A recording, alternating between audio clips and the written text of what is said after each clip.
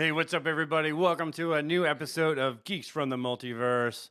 We have a great episode for you again in our time travel alternate universe quarter. We are talking about a great show, one that I used to watch when I was a kid, called Quantum Leap. So we will be discussing the old show versus the new show, and we're going to be breaking down each of them and why the old show is so much better than the new show. So stay tuned. We're geeks from the multiverse. We've come to unite all geeks. Now it's time to get geeky and dive right in, 'cause we're geeks from the multiverse.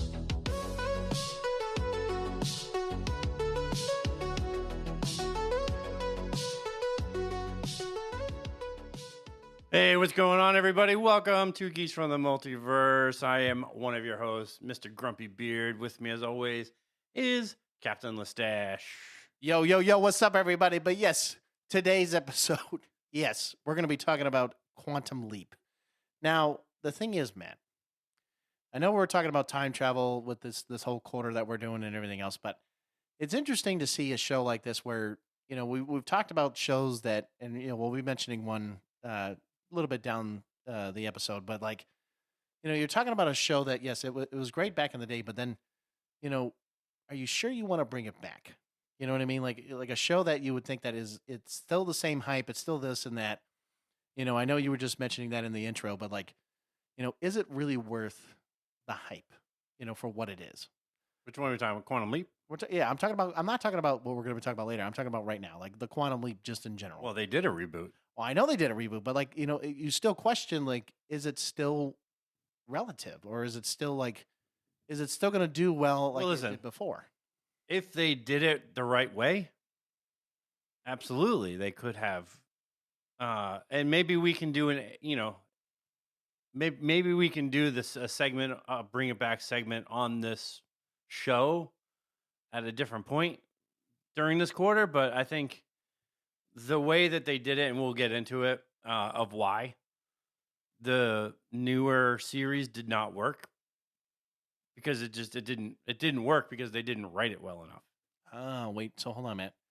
So they didn't follow the blueprint. Well, they didn't follow the blueprint. I mean, if they had a blueprint, which they did, I mean, they have the old show, which ran from 89 to 93. If they followed the blueprint, they would have a good show that would still be on. It wouldn't be on fucking Netflix to die, which is where all shows now apparently go to die. Did you not know that, man? Did you not know that Netflix is basically the keeper of all the shitty shows? Hey, I don't know. Did I send you that picture of Halo? No, I know, and I've also seen it, and it's terrible. It's Paramount Plus put Halo on Netflix, and I took a picture and I sent it to you. I believe I sent it to you. No, you did, and I also saw it on Netflix. But yeah, the picture of the thumbnail is Master Chief sitting inside the ship, staring down at his helmet, which is in his hands. And I'm sitting there looking at it and I'm going, what the fuck is going on with this? Because that is not the right picture at all. Right, because it should be. And I think they just changed I think they just changed it again to him wearing no armor. Oh. And he had literally he's holding like that pulse rifle thing. Yeah. He's wearing no armor, no helmet, no nothing. And it's like, do you guys not really give a shit? No, they don't. No, they don't. No, they don't. Well, Paramount Plus, if they actually gave a shit, they wouldn't have made a crappy TV show. But, here we are. Well, here we are. So I think we should probably just go right into our fantasy football update so that we can get through that and then go right into our episode. So here we go. Good evening, fantasy fans. This is GFTM Studios, brought to you by GFY. Just kidding. It's Thursday night, and the only night where your hopes and dreams and playoff chances hang on by one questionable game time decision. So let's get ready. Yeah, baby. All right, fantasy football. You know what? Initially, I was having a rough go of it in the beginning. But I would say now I think I have it locked up. All right, ready. This is my my two two words I'm going to give him. Ready? It's one of these, and It starts with an F. yeah, and it ends with a U. I was like, because Wait, does the F word end with a U? I'm confused. no, I mean, you as in like fuck you. This is Oh, what I'm trying. Yeah. Oh, okay. Yeah, oh, you said because that. I whooped your ass twice. Okay, here we go. So this is my point. So when Matt wants to bitch, moan, and complain, I'm gonna be like, "Yeah, look at your goddamn record right now." So, anyways, yes, the point is right now, yes. I mean, my 9-3 record. Yeah, shut up. Yeah, don't even get there, motherfucker. Anyways, so yes, right now Matt is in the lead. I'm in fourth place right now. I've been battling that for feels like a while now, and I finally got back into fourth just recently. But it's just, I'll say this. Like I said, it really does come down to how well you draft. But at the same time, I would say in the beginning it does. But honestly, later on in time, it's just you have to be mindful of the choices for players that you choose because, I took a leap of faith with one guy, which was Rico Dowdle, which I didn't expect to have him be as well as he was because Chuba Hubbard, he was basically just shit after a while. But once Rico came in, I was like, damn, all right, keep him. Bijan Robinson was another one that I was like, okay, I'm going to keep. He was from day one. He's been doing pretty consistently, for the most part, but like hasn't really gone like really above and beyond. But like there are just some players that you hope and you pray that you're like, okay, come on, please give me like a 30-point game. Give me something that's like, out there. And then there's just sometimes, you're like, yeah, like your quarterback, you're like, damn, come on. And then all of a sudden they basically do like 5 points and you're just like, oh, you mean like Lamar? Yeah, exactly. Like, Yeah, and you're just like, what the fuck did you do, man? Like, what was going through your head when you were doing this? He's literally projected 30 points almost every single game. If you look at every game, it's 31, 31, 32, 31, 32, and it's like 9, 6, 12. Thanks, Lamar. Thanks, Lamar, for not giving me shit. But I mean, right now, the standings of our GFTM variant league, the Dathomir Maulers, which is my team, is in first. The 2 Interception and Beyond, which is Allie's team, is in second. The Mance Raiders, which is Riley's team, that's a guy that I work with at Fright Kingdom, is in third. And both Allie and Riley are 8-4, by the way. Not surprised. Then next is the Snap Count Deviant, which is your team, John. Yeah, I know. Thank you. You are 6-6. Kidding? You're at 500. That's pretty cool. Well, thanks. Appreciate it, bud. There's actually 3 people at 500, I which know. is linked out, right? Yeah, and which is my buddy Sucho. Yep, and I've known him for a while now. And then my dad. Yep, the Dirty Sea Wolves. Yep. You guys are so Snap Count, linked out, and Dirty Sea Wolves. Those are 4, 5, and 6. And Slytherin Snakes. Slytherin Snakes. My buddy Jordan. Yes. Yep. And then Atari 2600, which is Oh, Pastor Joe, not gonna is mention- in 8th. Yeah, we're just not going to mention the last 2 for their. Well, Jordan's team is 3-9, and then Oh, okay. Pastor Joe is 2-10. Yeah. Well, again, those 2 they just started doing fantasy, so we got to give them some slack on that. But that's just kind of the way it is. But I mean, like I've been saying for a long time, a lot of this is luck. I mean, you can pick the best draft team, whatever you want to say. I would say at the end of the day, depending on who does well every week, I mean, you really don't know. I mean, yes, I will say that there are very few people that can get 50 points. Like, for example, like Josh Allen, for example, that one time, like, yes, he was consistently getting higher amount of points. And so, like, certain running backs, certain, wide receivers, maybe your kickers randomly might get you more points than expected. And even, for example, last week, when you're looking at defense like Cleveland Browns over here, I was genuinely surprised that they actually got you that many points. Most of the time, I mean, when I pick a defense, they're usually pretty shitty defenses. Yeah, usually it's like 5 to 10 points. But yeah, it's usually, I mean, you can do all the stat lookups, and I mean, I do listen to a couple podcasts daily. Does it help? I don't know if it does, really, to be honest with you. But honestly, I do kind of enjoy listening to them, and I look up, whether or not the players are the analysts are saying whether the players believe that they're going to do good. And, when I look at my team, yes, most of my team is pretty stacked when you look at them on paper. However, the past couple weeks, they've really been not really doing well at all. I mean, Oh, Lamar Jackson's a prime example. the fact that I beat you at 145, and I love how we keep mentioning the score, but go ahead. but do you remember what my projection was when I started the week? Oh, it was up there. It was at 200, Yes, I'm well aware. But and I'm like more than 50 points below that. So it just goes to show you, like, whatever they are projected for, I never get.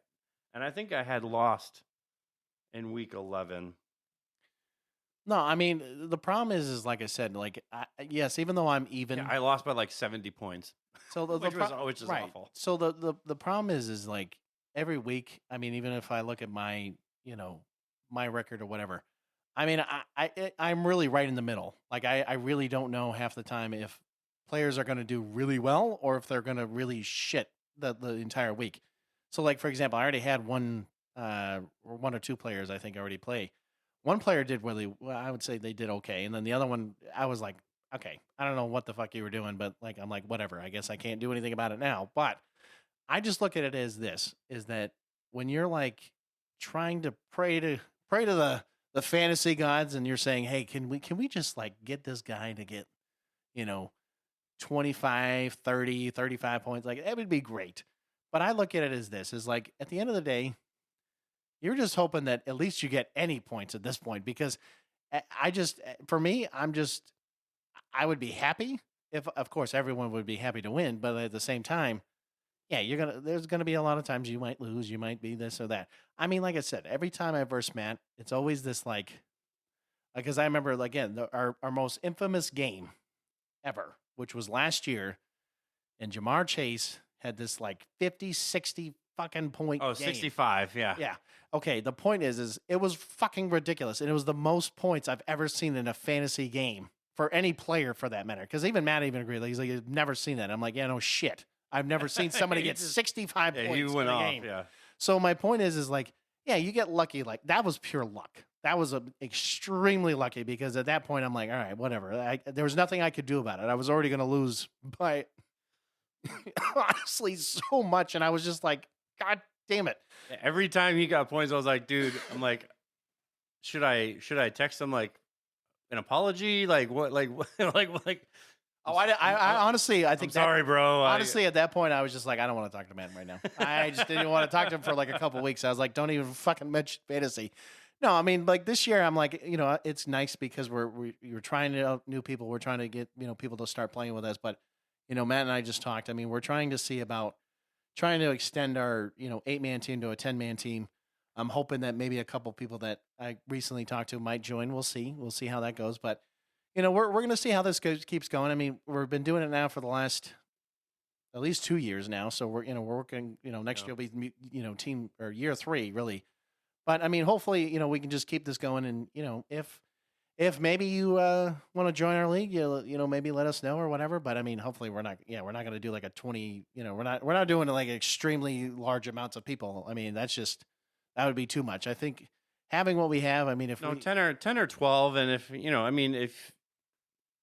we, I know we can create divisions, which the playoff picture gets more complicated in that way, which each division would have their own 8 or 10, 12 people, and then it would be like the top people would go against each division. That's how the playoffs work in that, but that gets more complicated, where you'd have to have more than I guess 10 or 12 people to do those kind of divisions. But I think 10 or 12 would be kind of where we would aim for. But yeah, I mean, right now, I mean, the playoff picture is like the top 6. The top 6. Unfortunately, 7 and 8 right now are destined for the toilet bowl. Good old and toilet trophy. They're fighting not for last. Basically, yeah. I mean, even for us, I mean, at this point, they're fighting for, because next year, if they both want to play again, they'll be fighting for number 1 draft pick. Well, at this point, I mean, they would get the number 1 pick. I'm going to say this. I mean, I'll say it. If Pastor Joe just keeps where he's at, he can be the number 1 draft pick next year. He's 80% to win this week, actually. Well, which is kind of well, cool. I mean, well, he's still not going to, in the sense of what, Jordan. and Jordan that's ain't going to win this week. No, he's not going to win. No, I mean, the point is one of them two are going to be in last place. Either way, it's like, yes, you're going to be. I don't want to count my chickens before they hatch, and we're talking about week 13 because that's the week we're in right now as we record this episode. But by the time this episode comes out, it'll be week 14. Yeah, true. But I mean, by the time basically, we'll in our next episode, we'll probably give you more of an update on like this will be the last time we'll kind of give you any more updates, and then until we know who wins the playoffs, then we'll let you know. Yeah, by the next time we record our episodes, we'll probably know more about like who's in the playoffs, who's out of the playoffs. We might actually be in the first rounds by that time. So yeah, we'll give you more of an update, and then a little bit later on, once we get through the playoffs and we're like beyond week 18, because we don't play in week 18, so we'll go through like who was the winner and who was second, third, fourth, and basically Matt wants to. Yeah, he's like, don't count my chickens, even though I'm sitting myself like, okay, Matt, who's a really? So here's the thing, even if I don't win, which is fine. Because I mean, unless I miraculously beat you in the playoffs, which we'll see. I don't even know how that would work because I'd still have to beat whoever would. I don't know whoever it is in this case, but whoever it is going to be, I'd have to beat them. Then I'd have to go against probably you, and then so on and so forth. I would love to just see. If I'm going to be honest, I would rather see you and Allie play again, and I would love to see that because right now. Between the both of you, I mean, if she, because she could have been in first. In the first round, it's you and Sucho. Right. So if between myself and I'd have to beat Sucho, and then that's the thing, and then I would have to go against you. Mm-hmm. Right, and then so on and so forth. But what I'm saying is even if I miraculously, let's say I beat Sucho, and then I'd have again, and this is where I'm saying I don't even know if I could even get, to that spot. So the biggest thing is knowing like, okay, who's going to verse who. But even then, even if I didn't win, so fine. Let's say Allie goes against you at the end. Because technically, if you would have lost this past week against me, she would have been in first. She would have been in first, and then I would be up against either, right? I mean, right now as it stands, it would be either your dad or it would be Riley. Right. Which honestly is a better matchup, but what is a better matchup? Riley or your dad? Regarding as far as the matchup goes. They're better matchups for me. Oh, personally. Oh, I see. Yeah. Yeah. So basically what he's saying is that John, you suck. That's what he's saying. That's what he's saying to me, right? Is that what you're telling me, Matt? Is that what you're saying? I mean, to be honest, go ahead. Go ahead. Be honest. Even though, yes, do I want to win? Yes, I do want to win. Deep down, I would rather be like third or fourth, to be honest with you. Oh, so you'd rather be like where I'm at? Because one, I would always want to think about next season. Because if I win, then I'm dead last in the draft. Yep. And especially if we had a 10-man team. So that's what sucks if you end up winning. That does suck. You're absolutely right. And the second person is obviously like the one right before you. And if you're in that like third, fourth, fifth, then you're right in the middle, which is kind of like the nice area to be in. I mean, again, I don't know. That's if I can beat Sucho. And even if I could, I don't know. I don't even know where I'd be. So like I said, I mean, the playoffs are going to be interesting in general. I think it's going to be interesting this year. But I mean, at the end of the day, if we have a 10-man team or a 10-man league, I mean, it's going to be an interesting time to see, how this is all going to play out. I know because we had 4 new people come in this league this year, so that's why we randomized the draft. Yeah, and it so happened that. But I would almost say that the last 3 people in the standings, okay, get 1, 2, and 3. Whoever's 8, 7, 6. Yep. 1, 2, and 3. Everybody else, random. Regardless of who wins championships or what position you placed. So I'm going to say this, man. If you get right in the fucking middle, I'm just saying. Knowing my luck, I will still get 8. Because that's just my luck. Now you say that. I'd be interested to see if you actually get. I did not want to be first. But because first and 8th suck. Having to sit there and wait for everybody to pick all the good players, especially when you're first, having to sit there and like one complete round, especially if you're 8th, one complete round goes around, and then you have to wait the whole complete second round before you even make another choice.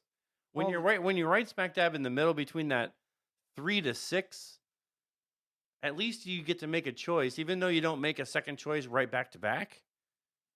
You're right in the middle, so you get to choose like those players that are like Christian McCaffrey, like those guys that are right in the middle.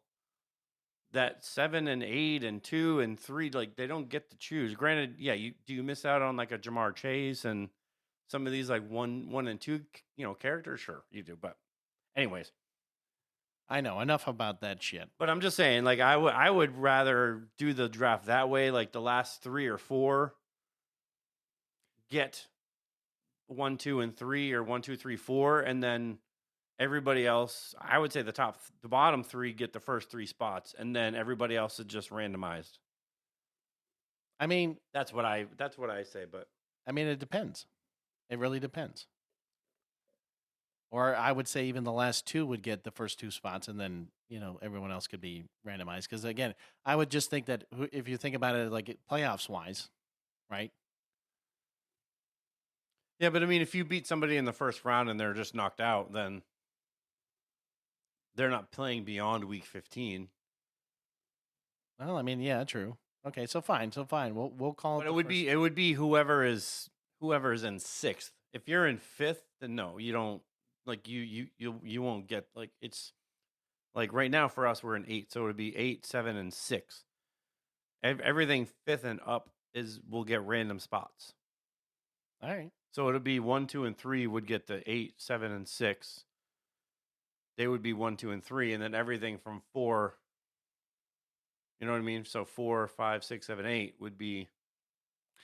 No, I agree. Would all be random, but that's how I would want to do it. But that's just me. Well, we'll see, and we'll see if we have a 10-man team next year, and we'll give you more updates later on. But anyways, yes. So Quantum Leap. So we are breaking into the show.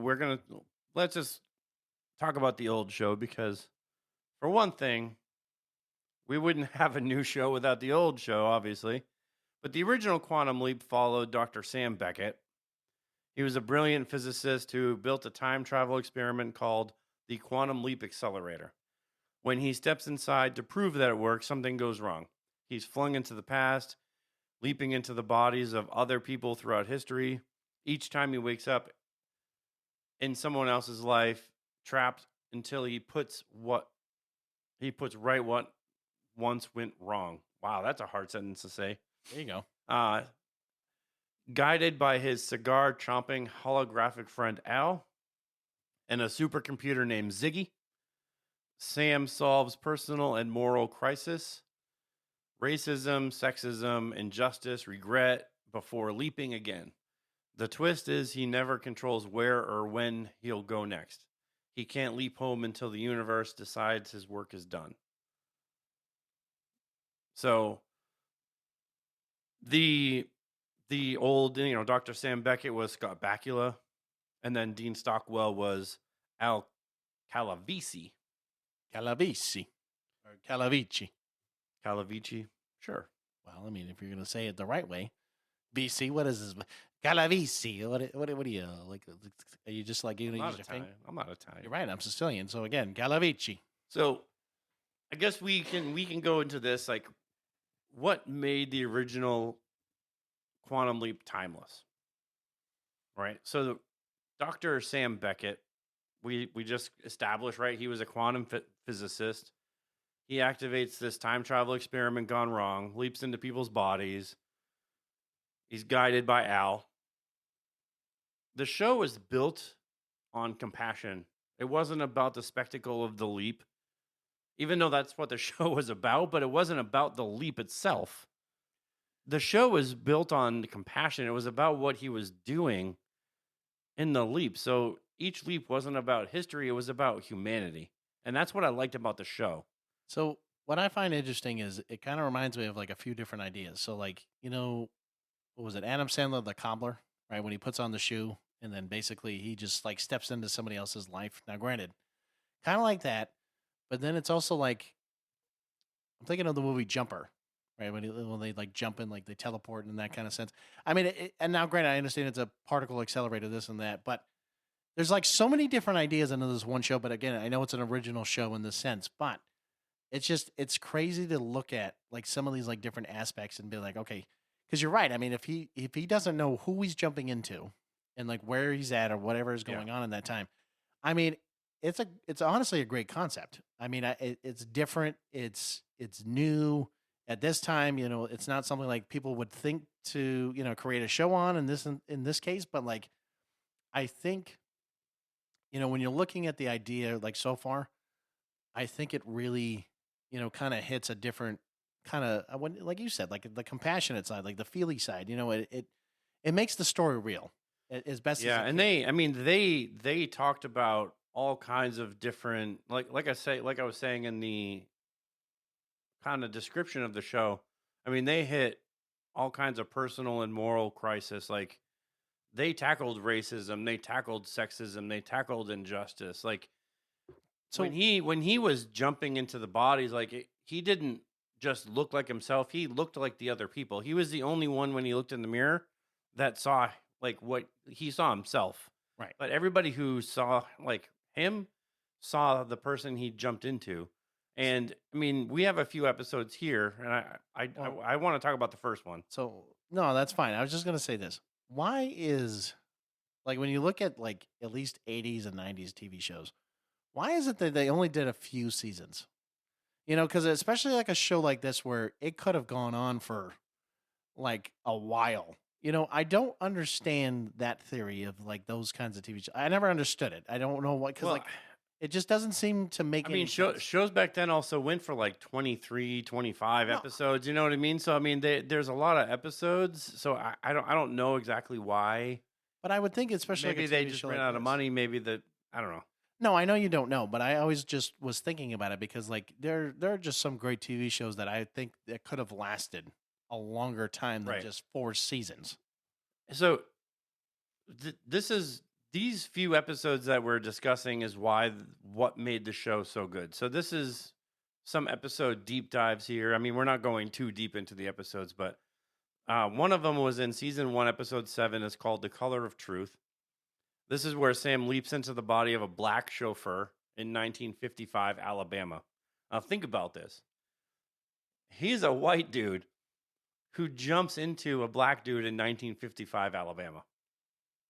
Yeah, I mean, you want to talk about like not understanding racism, because I mean, you think about it, right? Because I know you and I talked about racism as a whole, but like in the sense of now you're jumping into somebody else's life, right? And in a time frame where, especially again in the United States, I mean, this was before the Civil Rights Movement. This was before any of this. I mean, you're talking racism, you're talking segregation, you're talking a white dude in the body of a black dude now having to deal with the realization that there is racism, like real racism, real segregation, real things that are happening. I mean, this was groundbreaking at the time for primetime TV. Like this was before Fresh Prince of Bel-Air or Do the Right Thing. Like this was a way before any of that was going on. So like just thinking about like what this episode was is just simply amazing on how they had to navigate this like episode. And I believe it was 1989 was when it aired. You didn't see this kind of thing. No, you didn't. And I think that because think about it like this, right? Because I know we talked about Star Trek, right? And we talked about that one scene about, Kirk and I'm trying to remember her name off the top of my head. Aurora, yeah. So like you had those two kissing, right? And this was back in the 60s and everyone's like, "Whoa, like Yeah. what is going on?" I mean, when you're talking about, we're talking 20 plus years later, and you're looking at it then and then now. I mean, and then the fact that they just did something like this in a show, and they like nobody else would have done it in the sense of like what they're doing.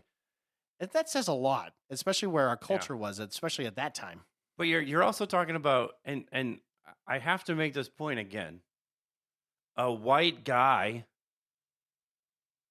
pretending to be a black dude.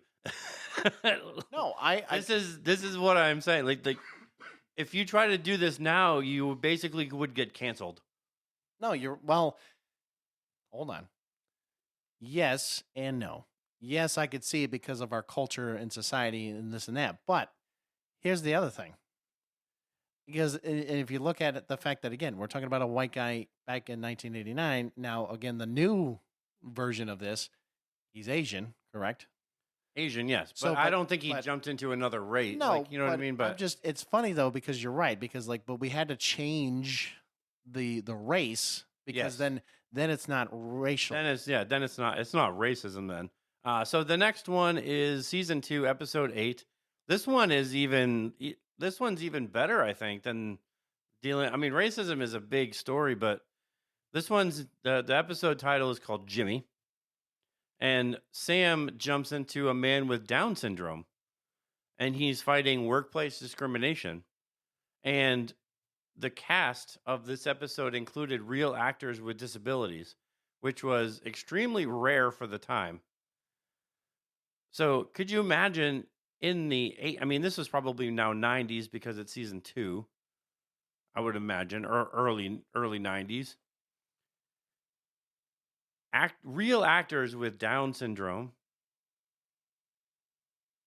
and Sam acting as a person with Down syndrome in an episode.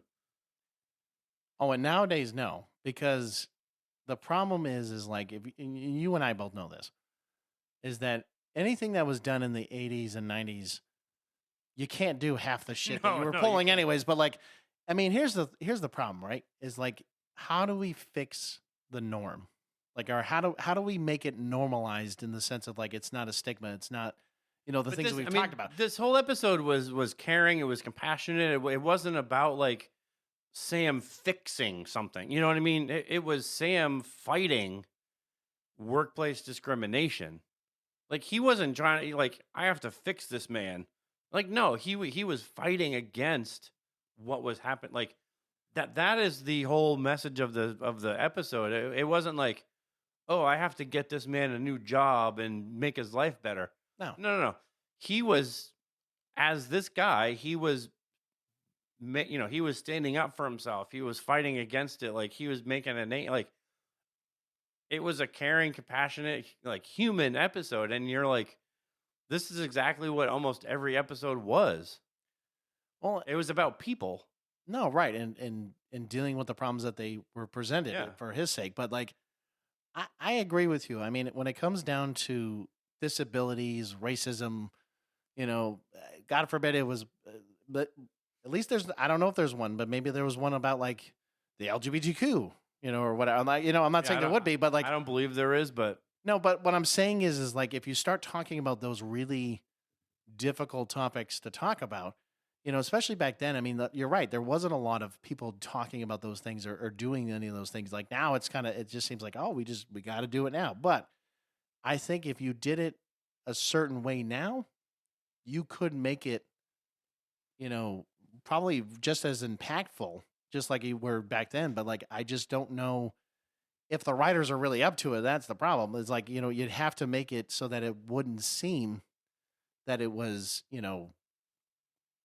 like, this like controversial, this and that. And again, this is why I'm saying the cancer, the cancer, it is a cancer, but I was going to say the cancel culture. Cancel culture. Yeah. Yeah. It's fucking stupid, but, and then good old, I'll do this one. And then this one, MIA. Here we go. So season 2, episode 22, So Sam leaps into a detective who encounters Al's wife, left grieving after his disappearance. Sam could save her from remarrying, but here's the kicker. Al stops him. You can't change my past. So here's the thing. The emotional depth and the restraint show trusted tragedy over happy endings. This scene still ranks among the most emotional in 90s television. So, Yeah. and it's true, right? Because here's the thing. We were just talking about it in the last episode about cause and effect, right? So if you're trying to make someone's life happier in this sense, you're like, oh, well, I could change this. I can do all this. It's true, though. Unfortunately, because it already happened, there's not much you can do in the sense of what is going on here. Now, I'm not saying that, for Al's sake, sure, maybe that would be, maybe, I mean, it wouldn't really help him. I mean, it's not really helping him in the long run because at this point, it's more, with Al's wife, it kind of is what it is. I mean, in the sense of, like, if you think about it like this, right? Like, if, God forbid, I disappeared or if I was dead or whatever, I've already told Allie, I'm like, I want you to be happy. I want you to move on. I want you to be able to do all these things without me, right? Because I want you to still live your life. And I think in the sense of Al, or just I wouldn't say everybody, right? But I would say a majority of people, like, yeah, there's got to be a time to move on. There's got to be some time to, like, you got to do what you got to do. And I think that's where I think Al's coming from, like saying, hey, you got to do this. I mean, whether he likes it or not, it's just, you just got to be able to do I mean, I think the idea was that, if he, like Sam could have saved her from remarrying, but it was really that idea of like, yeah, you can't change what's already happened. Like, right. And he already knows that he can't, there's nothing he can do to make her happy again in the sense of like him being around. But right. At the same time, it's also just like I just said, like he wants her to be happy. Like there's and I think that was the thing in the episode where it was like, he sees that she's being consoled and she's, she remarries because she finds somebody that she's happy with. Right. And I think that's where, Al really recognizes that and is like, hey, you can't change my past. Like it is what it is. I have to own it and live with it. Right. And that's kind of that emotional depth and restraint of going, oh yeah, you do need to fix that. She shouldn't remarry. She should just stay alone and linger on the thought of me disappearing forever. No. Come on. Like, dude, I mean, well, think about it. I mean, I'm not going to say this is going to happen, man, but what would you agree with Al? Like if it was you? Like if Danielle was in the same boat? Would you want her to be happy? I mean, if I was watching Sam Beckett interact with my wife as a detective, you mean? Yeah, like if you were in Al's shoes. Yes, if you were in Al's shoes. Okay, that's what I'm saying. If like you were in Al's shoes, would you agree? If she remarried and I realized that she was already happy, no, I would be like, no, you can't change what already happened. Like, just leave it. So that's what I just said. So you agree with Al's position in the sense, like I said, I'd be with Al too. Like I mean, but that's the thing. I mean, the original show. I mean, like I said before. I mean, it ran from '89 to '93, and it was during the tail end of the Cold War cynicism and the pre-internet moral fatigue. It had this level of optimism with each episode. I mean, each episode was like we were saying. I mean, it's about humanity. It's about positivity. It had this optimism that just hit so hard, and it's basically said you can't fix everything, but you can fix one thing at a time. I mean, the show basically was therapy if you watched it well enough. If you watched it enough, it was like watching it was like, man, this is really good television. It made you feel good. Here's the problem where, like you and I agree, right? When you look at a show from back in the day, yeah, because it gives you that nostalgic factor. But like when you're watching it, I mean, in '93, yes, I was born, but like the '89 part, yeah, sure, fine, you're right, I wasn't born, I wasn't whatever. But what I'm trying to say is that when you're watching it, like some of these shows and like some of that feel good and this and that, there was a time right? Oh yes, boys and girls, we're going to give you a little history lesson. There was a time that television actually gave you good lessons and stories and things like that. There's reasons why the Yeah. Fresh Prince of Bel-Air and like a few other shows like in the 90s time frame they were good shows. Not the because- fucking reboot. Okay. not the no, no, no. original Yeah, Will the- Smith yes, version. the real not real stupid the ass- real OG version, okay? Yeah. Like, and I'm like Family Matters and like some of the I'm not going to go with all of them, but like you see these shows and you're, Step by step.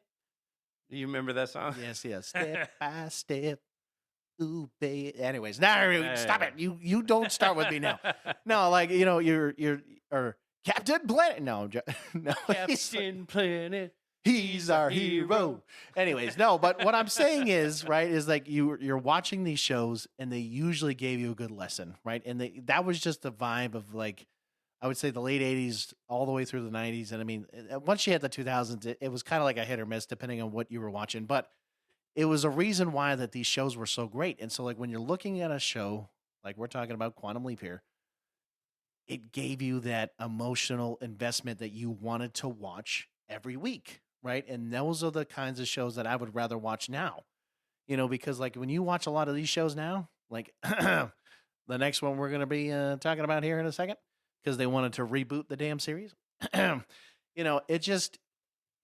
Again, this is my question. This isn't just for Matt. This is for everybody. Is it worth bringing it back? Because at the same time, are you going to get the same nostalgic or even just anywhere close to that same feeling that you did back then? Yeah, and we are going to get to the newer Quantum Leap, which came out in 2022. We are going to get to that, but we have another Bring It Back segment that we're doing. So let's get into that. It's time.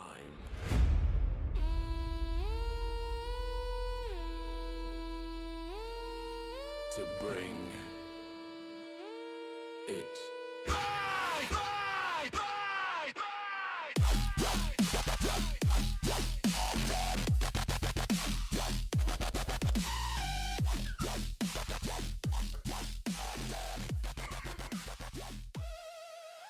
All right, it's time to bring it back, everybody.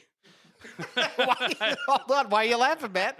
Why are you laughing? There's no reason. No, of course not. I'm just really happy, John. I'm bringing it back. Yeah, bring it back. So we are bringing a show back. Oh, hold on. Before you go Not any just further. a show. No, this show. Oh.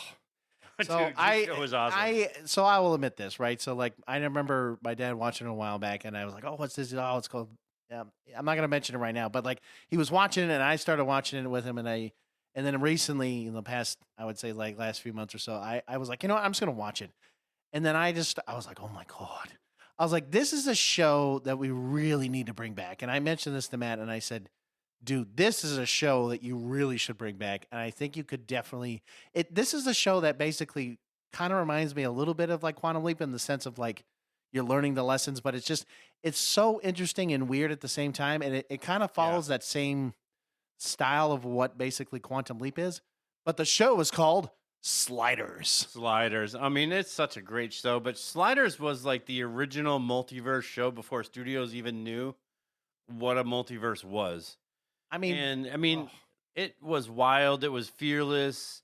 And the whole premise of it was there was 4 ordinary people tumbling into alternate Earths where history was basically twisted sideways. It had political satire, goofy worlds, dystopian nightmares, and complete insanity just in the best way. The Earths that they went to, I mean, I think one was like almost like a Nazi Earth. Yeah. Like it was controlled by Germans. One was Nazi, one was like a hippie world. Yeah, I mean, every Earth was radically different. I mean, and there was a couple times where they actually thought it was exactly their version of Earth. But the problem is that they went there and they're like, shit, that's because what happened is I know you said his name originally and I forgot the main character. Quinn. Sorry. So Quinn, I remember that like some of the episodes, like what he would do is he'd look at his house and he'd look at the fence. And as long as if the fence door was basically squeaky, and Yes. like if it was like that, then he would know like it was. But then the problem is then he'd be like, okay, let's check on mom and let's check on whoever. And so that was the interesting part. But like the problem is like you said, every world like they would go into, and you're like, shit, this isn't our Earth. Like this Yeah, so isn't our you thing. had Quinn, you had Wade, you had Professor Arturo, and then you had Rembrandt. Those were the four Rembrandt was something else. original characters.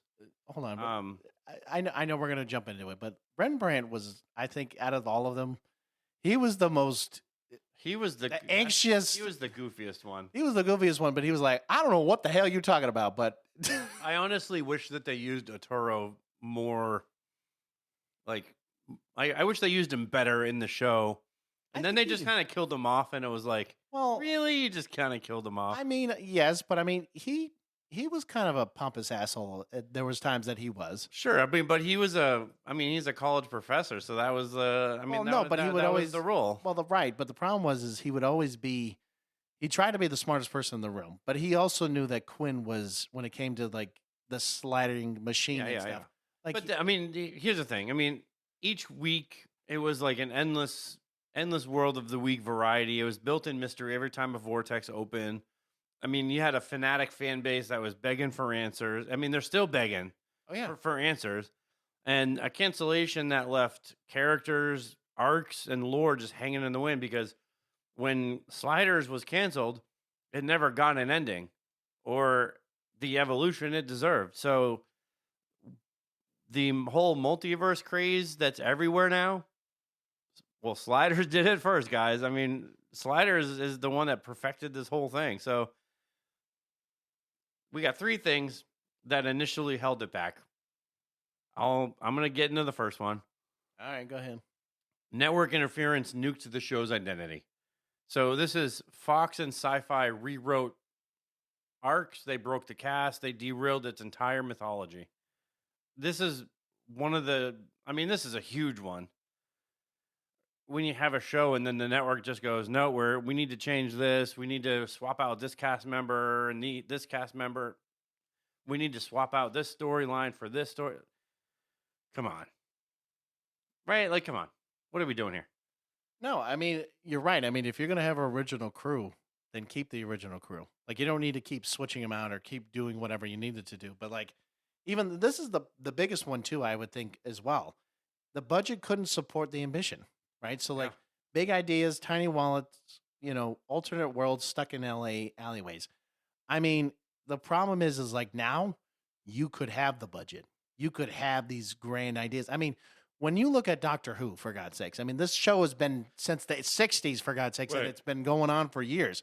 I'm not saying Sliders could have been like that, but like, it could definitely have like 10 plus seasons. Oh yeah, I mean it could definitely be a long-term story. I mean, but here's the thing. I mean, that this is the third problem with it. I mean, the third thing was that there was no long-term plan or storyline cohesion. So the random worlds were fun, but the show never built a spine to hold the chaos together. And so this is where, if you're going to make a show like this and you're going to have the actors and actresses playing them, this is like a long-term commitment. Like, and I'm just going to be honest with you, because at this point, or at least a good amount of time, because you need to build that story. You need to have that cohesion. Well, You I mean, need to it's do all that too. like imagine having a book, but none of the pages are attached to the cover. Wait, are you saying that your book is not attached to the cover or anything? No, mine is clearly. He's like, attached to the clearly cover, it's but actually I'm just saying, like, every time you pick it up, like, you have to rearrange the pages and they're flying out all over the place. Like, that's what the show was like. I mean, the show just had no spine to hold all of the book together. So, yeah, the random worlds were fun. Some of the arcs were fun. The cast was fun, but none of it. There wasn't a main storyline to hold it together. And this is where we get into our part 3, which is our reimagined pitch. This is our reboot of Sliders. This is where we would bring it back. What does it look like? And this is all from ChatGPT. It's not us. I mean, some of it's us, but it's ChatGPT and us chatting and making it kind of a new show. And it's just a pitch, right? So here's the pitch, right? So we got new log line right here. So, a brand new team of accidental sliders is thrown into the multiverse, jumping into unpredictable alternate Earths, only to discover that the inventor of sliding, Quinn Mallory, has become the fractured multiverse's most dangerous threat. Mm. Right? Which technically, I mean, if they did actually have a conclusion, they could have done that. They could have done something like that. But they, this could be the case. Well, I mean, now. it never got a conclusion. So You're right, but this could make sense in the sense right. of So what's the going on. updated premise. So we don't remake the original. We evolve it. So a college engineering student, her football player friend, their cranky physics professor, and a podcaster filming the experiment get all caught in the vortex when Wait. the student's project accidentally opens a dimensional rift. Wait, Matt, are you saying we should join this? Are you saying that we should be a part of the show? No. Oh, well, you said podcaster, so I'm like, And then, so that's boom, classic Sliders energy, pure accidental, pure chaos. Each world is wildly different: prehistoric Earth, tech utopian Earth, a police state Earth, musical Earth, flooded Earth. Everyone is famous Earth, a world where no one lies, a world stuck in a time loop, a totally ridiculous Earth where potato chips are illegal. That's crazy. that's kind of stupid, but that's fine. The randomness is the heartbeat of the show, just like the original, but now there's a spine underneath it. The multiverse is fracturing. Worlds glitch, timelines bleed, and someone's behind it. That someone? Well, that's Quinn Mallory, the original slider, the legend who slid one too many times. So we're talking thousands of jumps broke him, mentally, emotionally, maybe physically. Eventually, he came to believe that the multiverse can't survive, and unless it's merged into one perfect timeline. And he's not some cartoon villain. He's tragic. He's a corrupted pioneer, right? I mean, we knew him from the original show. He was hopeful to get home, Right. and in this show, he's forgotten all about getting home. And I think that hope to get home has become, no, I'm going to make all of these infinite Earths just my home, right? Like, Well, right. I'm going to merge them all into one perfect timeline. And I'm sure after all of the jumps, maybe he's found a way to fracture each one to, I don't know.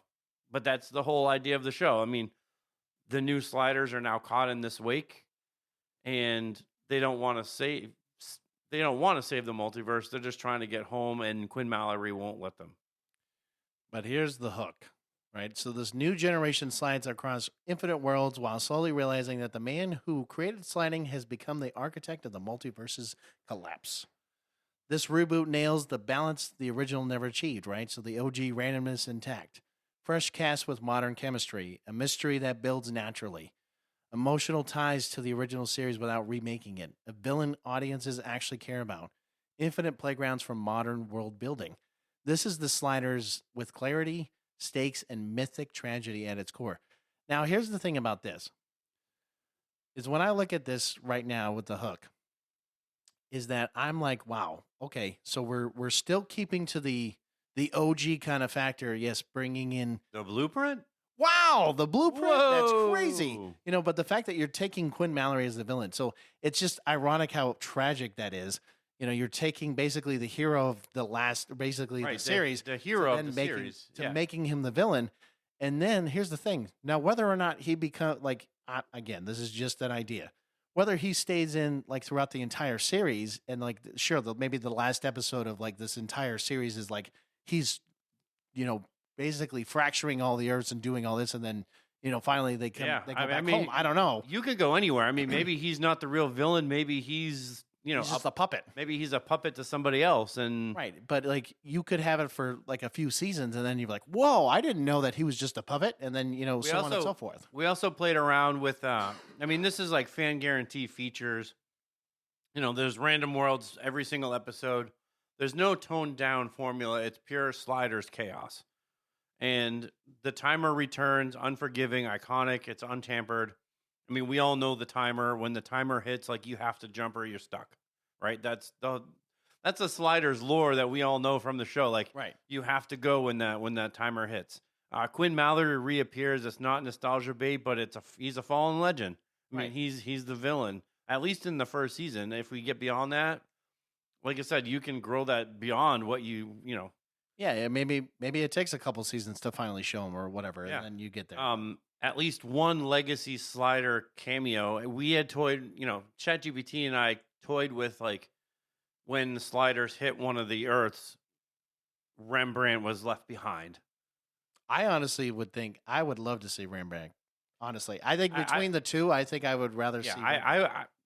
I don't know about Wade, but definitely Rembrandt. I would love to see Rembrandt back, even if it's like, maybe a 3-episode arc. Even if he's not in the whole thing, like yeah, just to randomly throw maybe him in just there. seeing his story be finalized, where it's like he finds like a place that's similar to where he was. He gets back to like playing music again, and it's like, Well, then maybe you see Wade. I don't know. Maybe like you said, maybe you see both. I mean, I mean, I at least want to see Rembrandt. That's for sure. yeah. Wade But is kind of like an extra. and then the last thing is it's a modern cinematic take that finally gives the premise the scale it always deserved. So again, the ending thing is it's not a remake. This is Sliders rebuilt with purpose, honoring the chaos, elevating the stakes, and finally giving the multiverse the epic story it always deserved.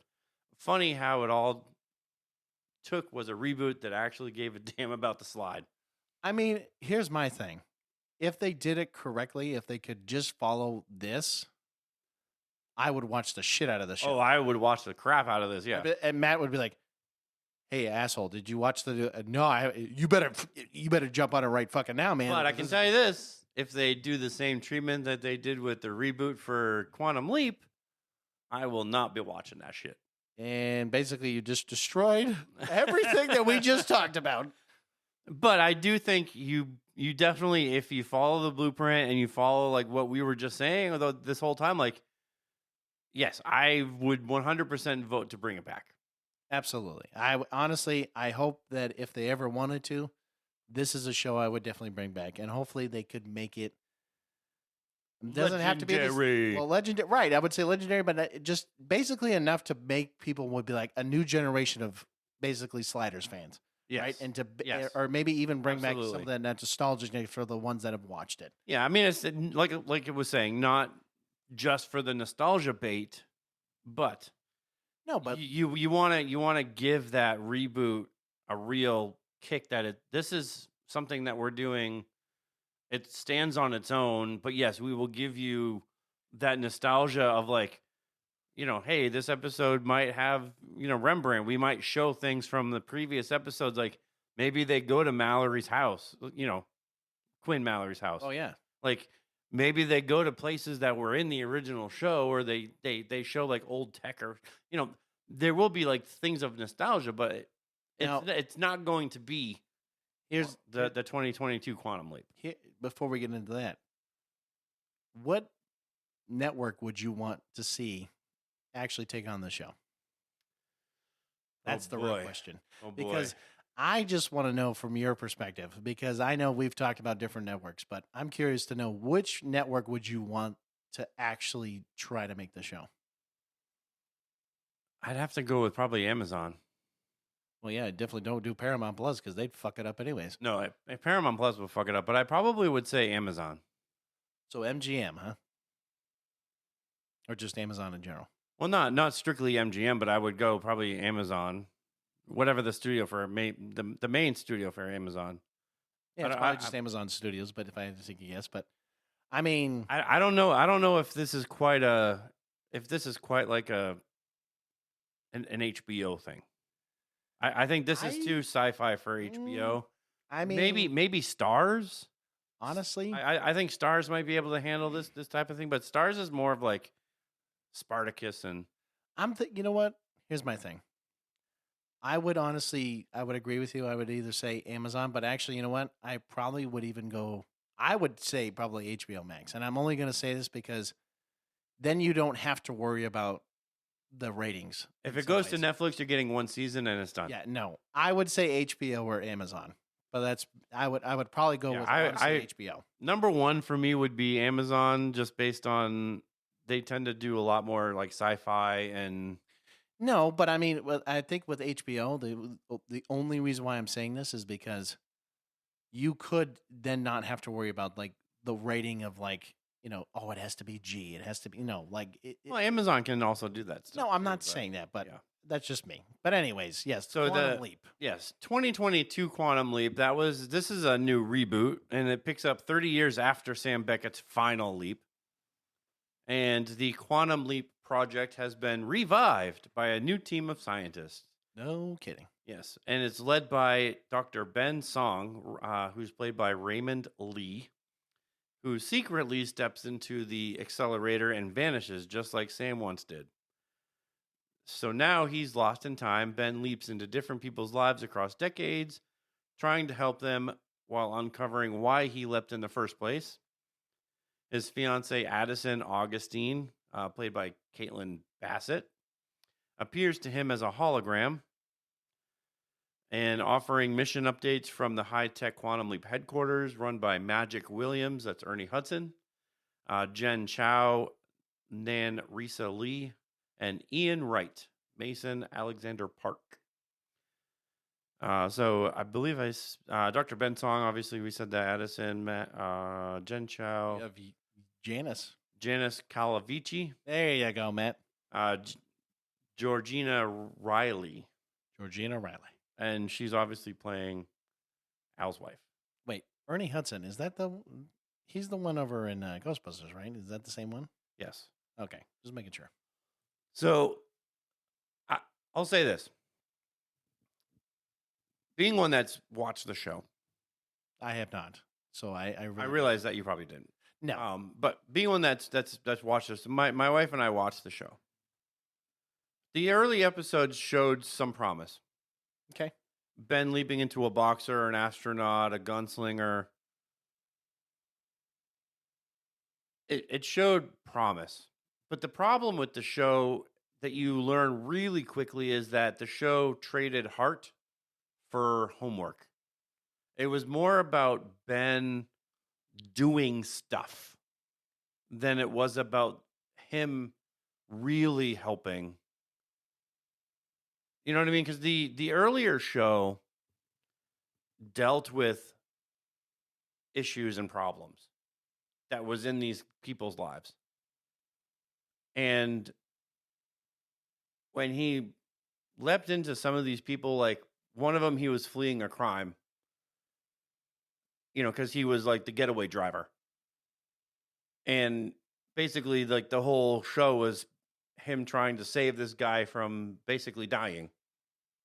It wasn't about a societal issue or necessarily like a racism or segregation or workplace discrimination. You know what I mean? It just was basically like, I need to save this guy's life.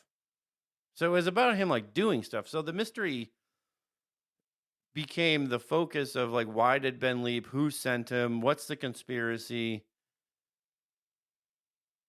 That was the new show. The original was, like I said, who he was helping. The new show was like, who's running diagnostics? Like, what are you doing in the headquarters? That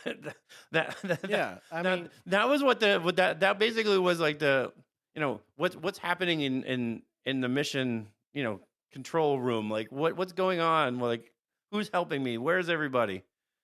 I mean, so again, I mean, I know I can't say a whole lot, but I mean, sure, you can, get better.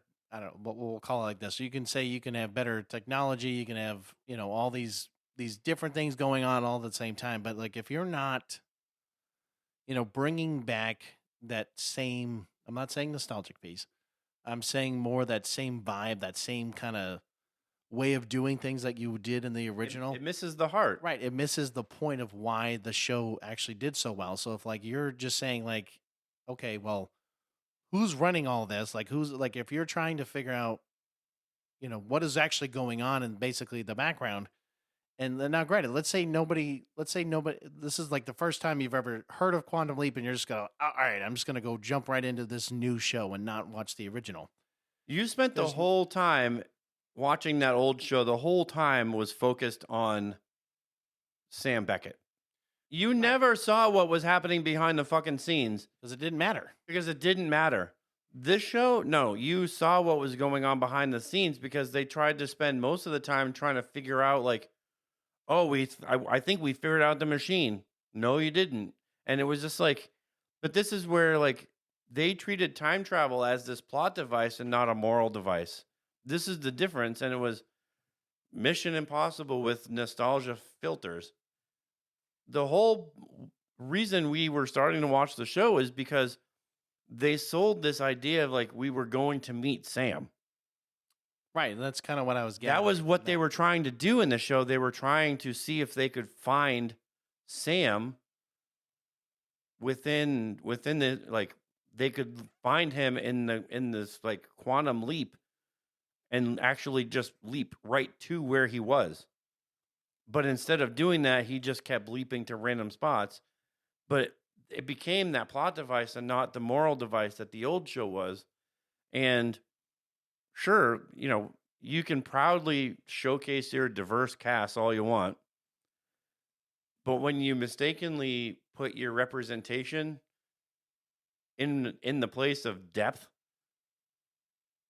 your characters like Ian and like Jen could have actually been a little bit, or not a little bit, but they could have actually been a lot more layered with real moral tension instead of just being used as furniture. Right? They're there for the exposition, not the evolution. Their characters did nothing on the show except for their, hey, I'm trans. Hey, I'm Asian. How you doing? Right, because there's no character. Outside of that, there's no character development. It's just like, it's in your face. Like the representation is just in your face. Like, hey, I'm trans. Hey, I'm Asian. We're here. You're like, that's cool. Big fucking deal. Well, what is your character doing? Do you have a life? Like, Well, like, no, I mean, because like, what is your story? Like, give me something. But it's just lazy writing, and it's like we say this all the time. Like this fucking inclusion, when it becomes identity without story, you're just rearranging wallpaper. Like, well, no, I mean, because think about it. You know, you and I have talked about this. I mean, if it makes sense to put it in the story, do it. but if you're just gonna do it and you're not going to explain, like you're not gonna. We keep saying this over and over again. When you're just focusing on like the representation and the DEI, you're not focusing on the character depth and the character arcs and the character stories. These two characters just got lost. Like old 80s wallpaper when you buy a house. Oh, yeah, you get rid of that shit real You quick. get rid of that shit. Not here. Now they keep that shit right there. They keep that shit and you're like, well, I gotta look. That's some ugly ass wallpaper you got up there, bud. That's really nice wallpaper. Yeah. So some key examples. We got a couple. Okay. Atlantis, which was season 1, episode 7.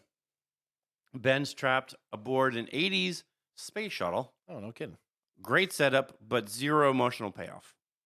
The original would have tied it to either sacrifice or purpose. Here, it's just spectacle and zero gravity. There's no emotional payoff. Great. None. Let Them Play, which was season 1, episode 12. The rare hit. This is Ben leaps into a father supporting his trans daughter.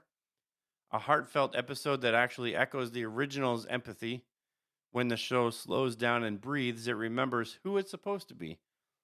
That one was actually a good one. But it was the only one. Right. I was like, and is there any other? No, there's none. But when the show gets personal, it shines. It just, when it chases that serialized mystery, it flatlines. It's a tonal killer. Like, yeah, we're pulled back into mission control, like it's slamming the brakes during an emotional scene. You can't feel the human redemption when someone in the future is going, we need to recalibrate Ziggy. We don't care about you recalibrating Ziggy. We don't care about mission control. Like, we want to see Ben doing what he's doing out there. Right, because again, that's what we want to see. I mean, it was like the angle is 1989. It was empathy through personal perspective. 2022, empathy through committee. You know, I mean, we're gonna dive. I mean, it doesn't get any better. I mean, Well, we're doing this old versus new. I mean, well, again, I mean, when you just said it, right? So you're only focusing on Sam in the original. You're not focusing on everything else that's been going on. And I like, mean, you do get the Ziggy updates because you yeah, know like randomly, probably, right? he does talk to Al. I mean, Al's like, oh, Ziggy is saying you have to do this, but it's not like we're showing Al going back and they're like, oh, we need to recalibrate Ziggy, and you get like Ian going in there and unplugging stuff, and like I can't figure it out, and you're watching this and like, the fuck does this have to do with Ben right now? what is Ben doing right now? Because that's all I really care. I don't care about what you're doing. I don't care about all this extra narrative. It should be focused on Ben and what he's doing. But this is like the whole thing. I mean, it's heart versus the hardware. Like, Sam's story worked because it was that personal penance. He wasn't, at this point, like when he was leaping, he wasn't just a scientist anymore. That was the bleeding heart that was trapped in this cosmic lesson of, you need to just keep helping people. And that's all he just did. I mean, there's another example, like Deliver Us from Evil. He meets another leaper. And that was a darker, like an evil leaper. It was a darker version of himself. And it wasn't action. It was temptation. It was like who he could become. And the new school ethos is Ben Song's motives shift from guilt to mystery. So he's not repenting, he's solving puzzles. So the tone becomes very much more logic-based and not soul-based. So you can kind of see like where you have heart, you have personal penance, you have this real heartfelt human to now we're like logic-based and no emotion payoff. Well, so here's the thing. I mean, you can do both. Technically, you could solve puzzles, but you should also have, like, there should be some logic, of course, but there should be The key word is you could. You could, but clearly you didn't hit the mark there. You didn't. But you didn't. You didn't, and why don't you? Here's the fucking door. Don't let it hit you in the ass. So there's Al versus Addison dynamic. Al's constant womanizing and guilt gave the show adult humor with sorrow underneath. Like, Al needed that redemption. Obviously, Al being the character that he was in the original show, he was a flawed character. Yeah. There was a lot going on, like especially the episodes that like with his wife. I mean, that was always like a reoccurring thing with the wife. But the womanizing and the things that he was doing, I mean, the show just had that like adult humor, but you could tell like Al was somebody who was already hurting. You know what I mean? Right. So it was somebody that needed redemption. Addison's character arc as a supportive fiance turned hologram never reached that level of complexity. So the chemistry felt polite and not poignant. It just wasn't, she never reached that, like, she was supportive, but like at the same time she was dating somebody. It was weird, it became weird.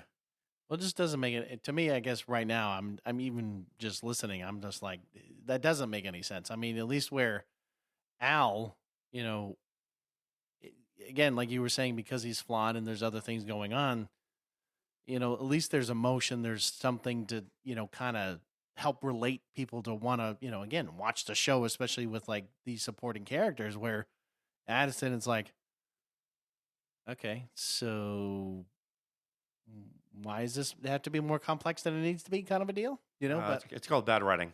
Yes, we can blame the writers. So visual and tonal contrast. The original had film grain, lighting, and a 4:3 aspect ratio that gave each leap intimacy and texture.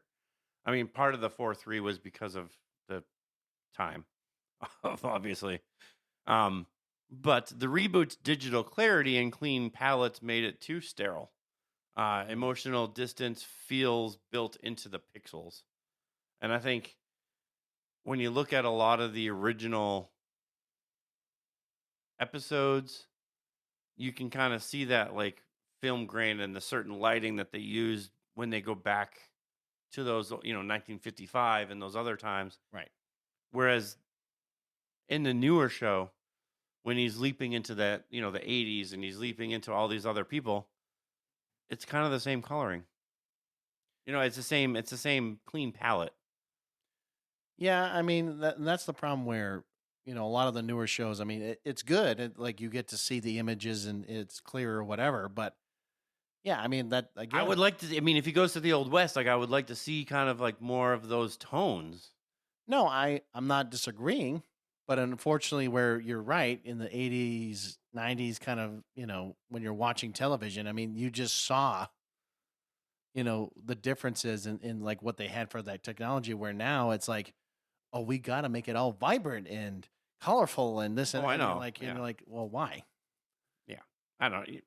I know. He's like, just I don't know. There's so many things that the newer reboot just did completely wrong. I mean, the original was in so many ways the first show really about living empathy through technology. I mean, you're talking 89 to 93. I mean, there wasn't AI. Nope. I don't even think there was VR back in 93, maybe. I don't think. I mean, maybe VR was like a newer. No, I don't even. I don't even think VR was even around. I mean, if it was, it wasn't. It was not popularized now. Well, think about it. We never had to hit like the way it is now. There was no. But I mean, now we live in a world full of tech empathy simulators like AI, VR, like. But I think the reboot forgot like how to feel. Yeah. We caught up to Ziggy as far as the tech. Yeah. But we didn't bring the heart with it. And that's really the problem is the show was like, hey, we're bringing the show back. We're going to have Ziggy. We're doing the whole thing. But the writers didn't involve the heart matter. And that was like kind of really the problem. Like, legacy, hope, what makes a leap matter? The original finale. This was Mirror Image 1993. This was the final leap that Sam took. Sam leaps into himself as a bartender. He meets figures from his past and realizes the power to leap has always been in his moral will. The last text card, Dr. Sam Beckett never returned home. This is one of, I think, when you watch the original show, this is like one of the most haunting endings because literally you were kind of happy because he was satisfied with where he was because it was sort of like he's in a place where it's sort of like home, but it wasn't quite home. But there was really no closure. It was just purpose. It solidified Sam as this kind of Christ-like archetype, like saving others endlessly, but never himself. Like he leapt into himself and then chooses never to save himself. Wow. That was his last leap. Well, sorry. No, I mean it's interesting though because he's done it for so long. And right. Now in the beginning he probably would have been like, yeah, let me get back to where I was, but the fact that you've been doing this for so long and then said, you know what? No, I'm just going to keep doing this. And I'm just going to keep going. I mean, it does say a lot about his character, and it does say a lot about, granted, I know it was an accident that he originally did all this, but I mean, you're right. Now he's just like, you know what? I'm just going to keep doing this. I'm just going to keep, moving forward and just trying to see if maybe there's others that need my help or whatever. And then, I mean, I get it where in the reboot, right, that was kind of the point of like, with Ben like trying to meet Sam and trying to get the yeah. I mean, that was the constant tease of. I mean, that was what they were saying from the start of the show is that they were trying to find Sam so that they could basically save him, or like reuniting Al's daughter Beth. Like, but that was the whole mystery of the show. Is like we're gonna meet Sam and we're gonna find him in the bar and it's gonna be this whole like. never in the show did we ever jump to where Sam was. Never. That's why they canceled it. Never did we do. It just became just that mystery emotional bait that teased that emotion, and we never we never got that closure of going, hey, I thought we were gonna meet Sam Beckett. Like, nope. What, remember that? Not today. No. Well, also, no. I'm trying to think of that one ad. It was the guy with he was a fisher. He's like, "Oh, you're getting closer." Oh, Yeah. it's like the little money thing that he was like. Yeah, I got $1. oh, you're $1. getting warmer. Yeah. But the old Quantum Leap did ask, like, what if one good act could ripple through time? And the new one is, what if we keep rebooting until nostalgia works? Never. But I mean, imagine a Quantum Leap today, like tackling immigration, misinformation, AI bias, political polarization. Imagine a Quantum Leap tackling, I don't know, suicide, tackling men's mental health. Wow, you mean all the tackling like bullying, talking about loneliness. I don't know, talking about things that actually matter Being in society grateful. now. Like, you mean basically everything we've already talked about? I mean, Sam Beckett's greatest legacy wasn't the science of leaping; it was his empathy engine that happened after he left. Damn. Right? I mean, that's the whole heart of the show, and they left that fucking shit behind. It was like, no, it's all about science and logic. Like, no, that shit is for, put that shit in Star Trek, because that's where that belongs. I was like, that's for fucking no, that's for fucking nerds. No, that shit's for Star Trek. Like, the whole heart of the show was about what Sam was doing in these leaps, and you just took all of that away. Yeah, I mean, here's the thing, right? Is that give me the old show for days. I will watch the shit out of the old show. No, for me, man, it just sucks where we talk about a lot of these TV shows, right? We talk about, we've talked about video game adaptations. We've talked about rebooting old shows like this. We've talked about even trying to create an original idea. Oh my God, that's a new one.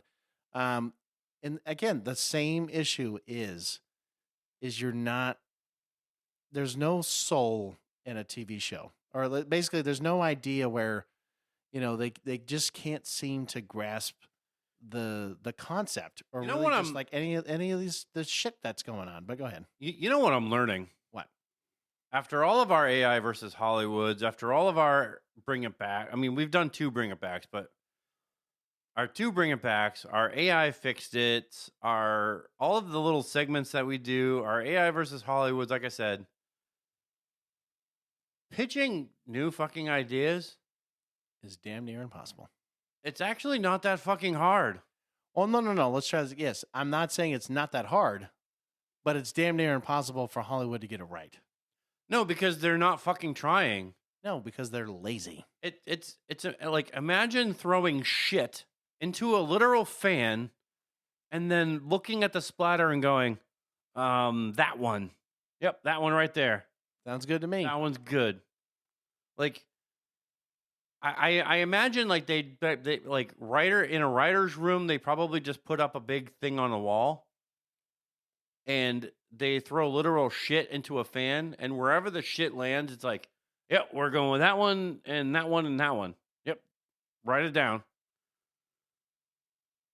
You know what I mean? It's like, how can you write this bullshit of a show and then call it a show and it gets on the air? I mean, it's on fucking Netflix now to die. It literally has died on Netflix. So here's the question. I'm not saying that some of the original writers of a lot of these TV shows aren't still around today, but that's what they need to do. They need to start talking to these OG writers that were a part of a lot of these shows and ask them, what gave you the inspiration? Because my God, monkeys throwing shit. No, I'm talking about literally where they got these ideas from. I know. I'm not talking about the new school one. I'm talking about the old school shit. I'm talking about talking to the goddamn writers who actually created the show and helped create what it is or what it was, sorry, and actually talk to them and say, you know what gave you the inspiration to give you these ideas, especially during this time frame? Because that is what a lot of these writers nowadays need to start doing. Because you want to talk about respecting elders or just like listening and just learning. They don't even fucking do that. So my point is start talking to these fucking people and actually start listening, because you're not getting the job done, especially in shit like this.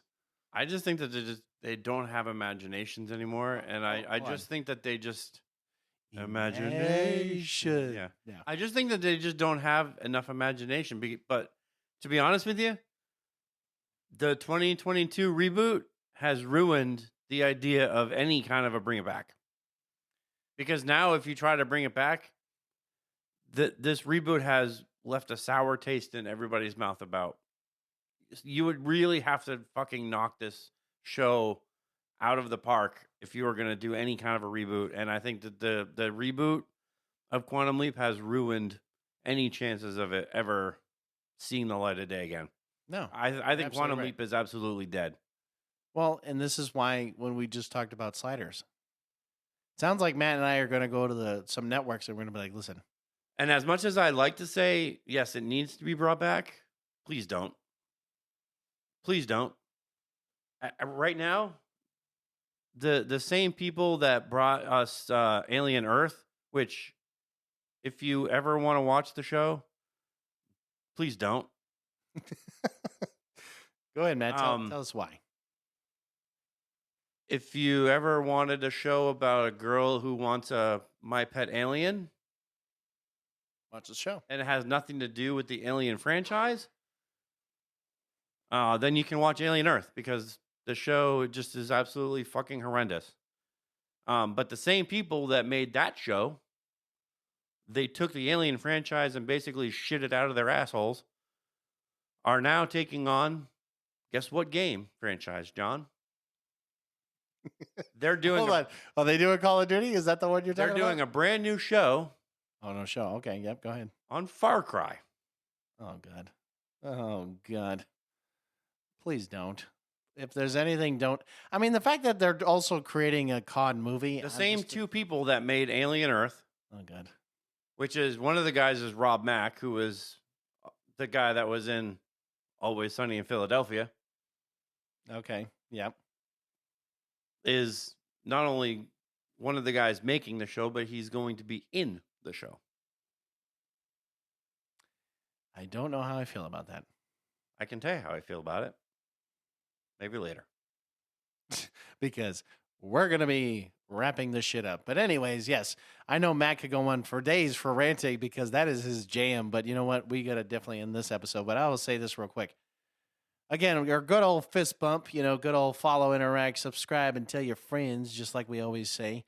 Because, yes, Matt is now proud of me for now finally getting it down pat, because he's like, it's about fucking time. But anyways, no, like we said before, check us out on GFTM, whether it's social media, whether it's our website, again, geeksfromthemultiverse.com.